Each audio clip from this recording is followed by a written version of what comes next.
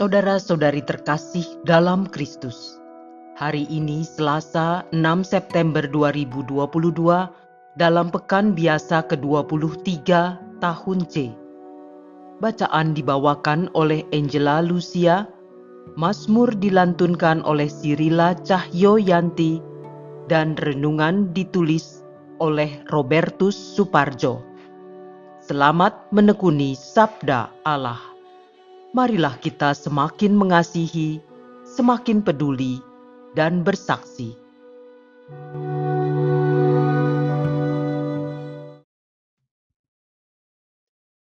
Dalam nama Bapa dan Putra dan Roh Kudus.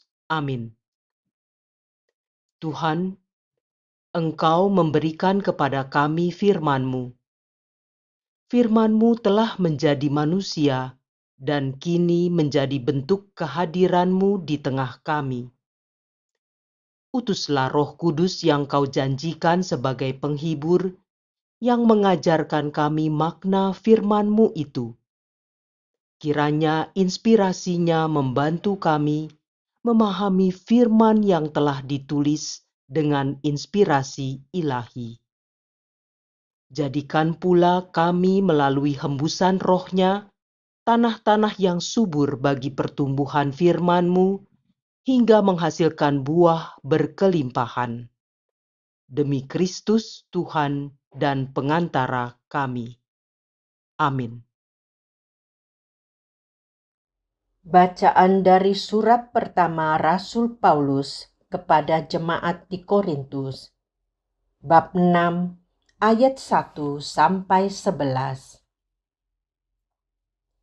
Saudara-saudara, jika di antara kalian ada perselisihan, apakah salah satu pihak sampai hati mencari keadilan pada orang-orang yang tidak benar dan bukan pada orang-orang kudus? Atau tidak tahukah kalian bahwa orang-orang kudus akan menghakimi dunia? Dan jika penghakiman dunia berada dalam tanganmu, tidakkah kalian sanggup mengurus perkara-perkara yang tidak berarti? Tidak tahukah kalian bahwa kita akan menghakimi malaikat-malaikat? Apalagi perkara-perkara biasa dalam hidup kita sehari-hari. Meskipun demikian, jika kalian harus mengurus perkara-perkara biasa, urusan itu kalian serahkan kepada mereka yang tidak berarti dalam jemaat. Hal ini kukatakan untuk membuat kalian malu. Tidak adakah di antaramu seorang yang berhikmat yang dapat mengurus perkara saudaranya? Adakah saudara yang satu menuntut keadilan terhadap saudara yang lain justru pada orang yang tidak beriman? Adanya perkara di antaramu saja, antara seorang saudara terhadap saudara yang lain, telah merupakan kekalahan bagimu. Mengapa kalian tidak lebih suka menderita ketidakadilan? Mengapa kalian tidak lebih suka dirugikan? Sebaliknya, kalian sendiri melakukan ketidakadilan. Kalian sendiri mendatangkan kerugian, dan hal itu kalian lakukan terhadap saudara-saudaramu sendiri. Atau tidak tahukah kalian bahwa orang-orang yang tidak adil tidak akan mendapatkan bagian dalam kerajaan Allah? Janganlah sesat. Orang cabul, penyembah berhala, orang berzina, banci, orang pemburit, pencuri, orang kikir, pemabuk, pemfitnah dan penipu tidak akan mendapatkan bagian dalam kerajaan Allah. Dan beberapa orang di antara kalian dahulu demikianlah adanya. Tetapi kalian telah memberi dirimu disucikan. Kalian telah dikuduskan. Kalian telah dibenarkan dalam nama Tuhan Yesus Kristus dan dalam Roh Allah kita. Demikianlah sabda Tuhan.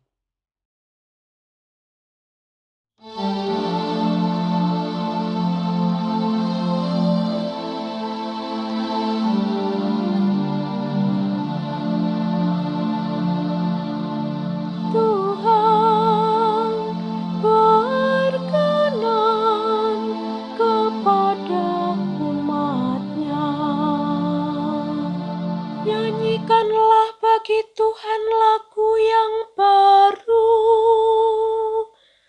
Pujilah Dia dalam jemaah orang-orang saleh.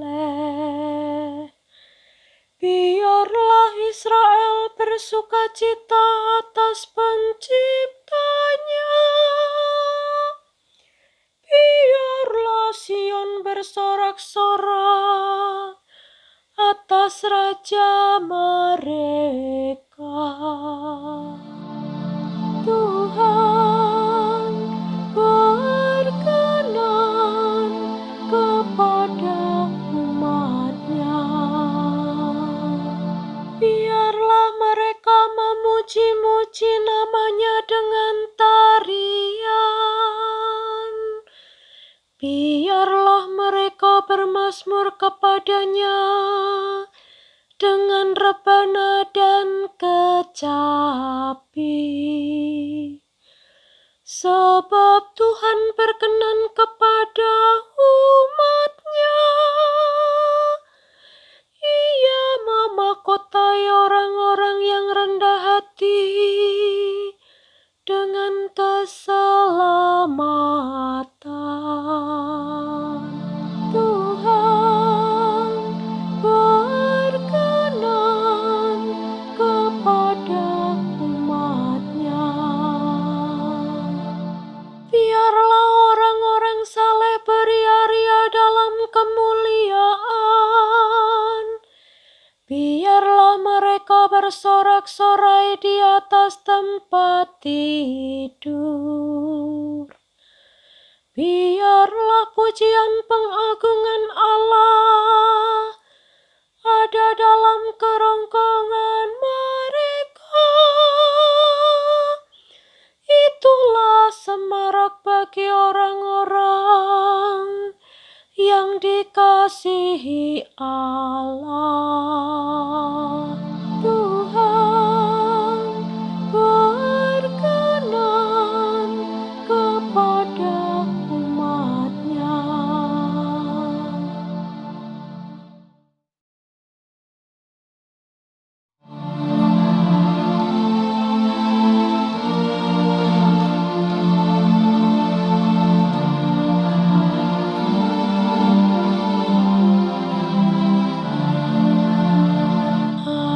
Haleluya, haleluya, haleluya, haleluya.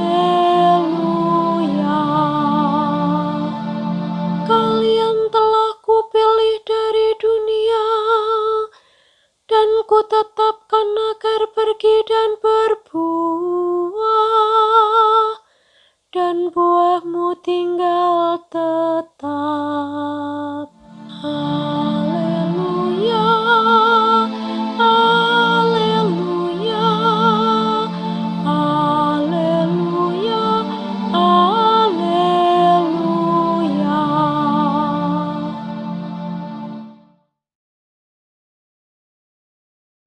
Inilah Injil suci menurut Lukas, bab 6, ayat 12-19. Sekali peristiwa, Yesus mendaki sebuah bukit untuk berdoa. Semalam-malaman ia berdoa kepada Allah. Keesokan harinya, ketika hari siang, ia memanggil murid-muridnya dan memilih dari antara mereka 12 orang yang disebutnya rasul. Mereka itu ialah Simon yang diberinya nama Petrus, Andreas saudara Simon, Yakobus dan Yohanes, Filipus dan Bartolomeus, Matius dan Thomas, Yakobus anak Alfeus, dan Simon yang disebut orang Zelot, Yudas anak Yakobus, dan Yudas Iskariot yang kemudian menjadi pengkhianat. Lalu Yesus turun bersama mereka dan berhenti pada suatu tempat yang datar. Di situ berkumpul sejumlah besar murid-muridnya dan banyak orang lain yang datang dari seluruh Yudea dan dari Yerusalem dan dari pantai Tirus dan Sidon. Mereka datang untuk mendengarkan Dia dan untuk disembuhkan dari penyakit mereka. Juga mereka yang kerasukan roh-roh jahat mendapat kesembuhan. Dan orang banyak itu berusaha menjamah Dia, sebab daripadanya keluar suatu kuasa, dan semua orang itu disembuhkannya. Demikianlah sabda Tuhan.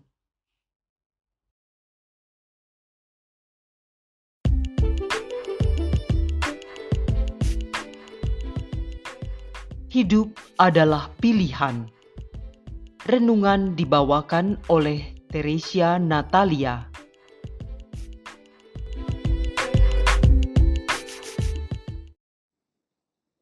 Bapak, Ibu, dan saudara-saudariku yang terkasih dalam Kristus. Selamat pagi, salam sehat untuk kita semua. Life is about choices. Some we regret, some we're proud of, some will haunt us forever. The message is, we are what we chose to be. Demikian diungkapkan oleh Graham Brown, seorang penulis. Hidup adalah tentang pilihan.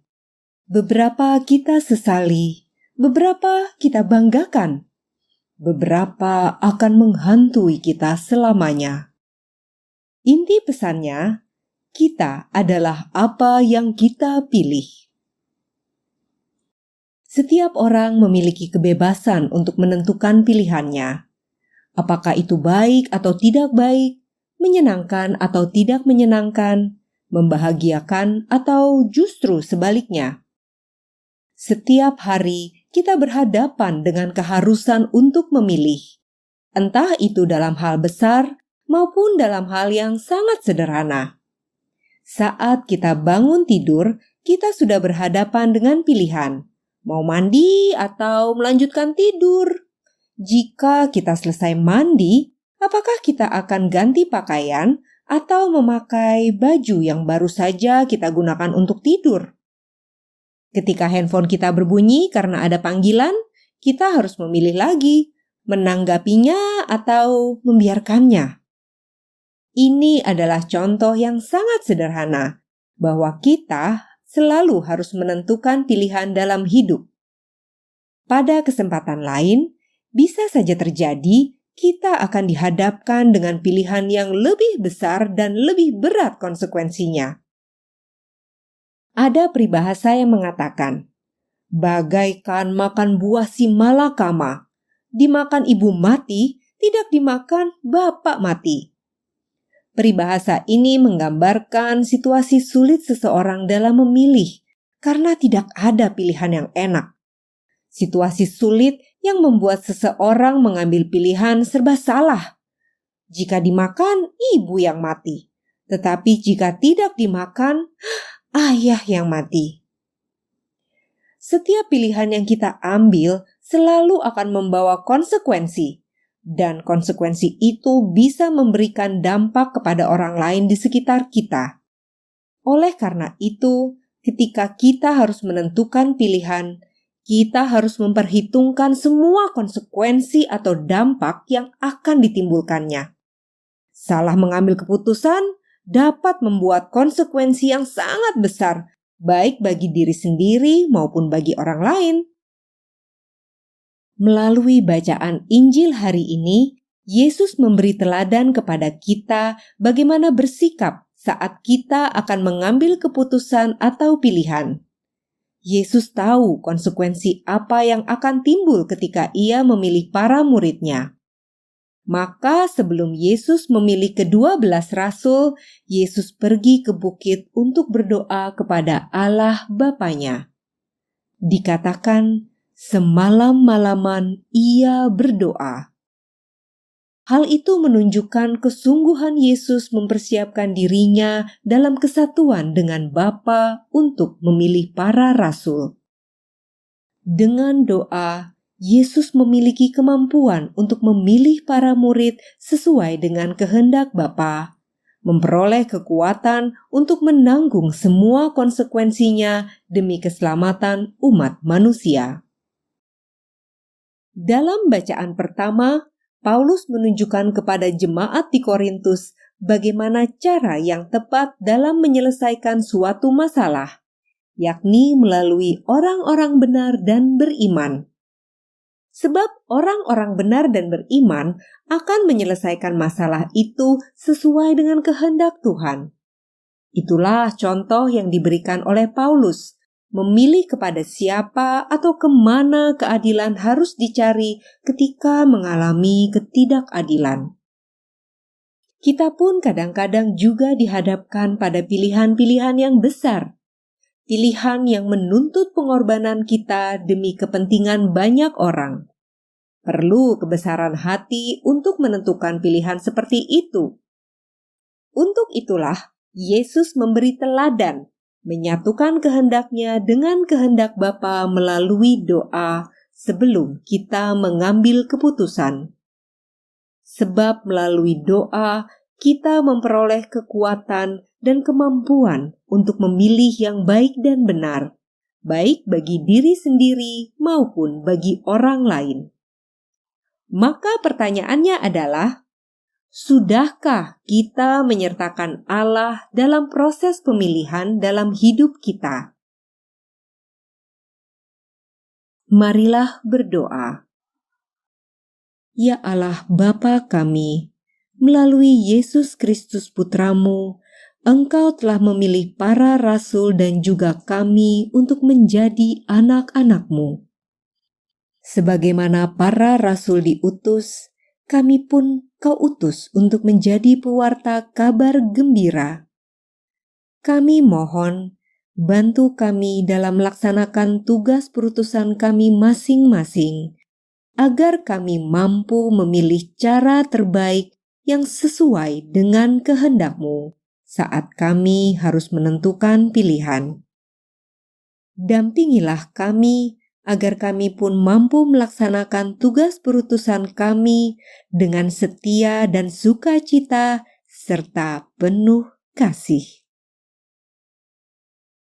Dengan perantaraan Kristus Putra-Mu Tuhan kami, yang bersama dengan Dikau dalam persatuan Roh Kudus, hidup dan berkuasa Allah sepanjang segala masa. Amin. Dalam nama Bapa dan Putra dan Roh Kudus. Amin.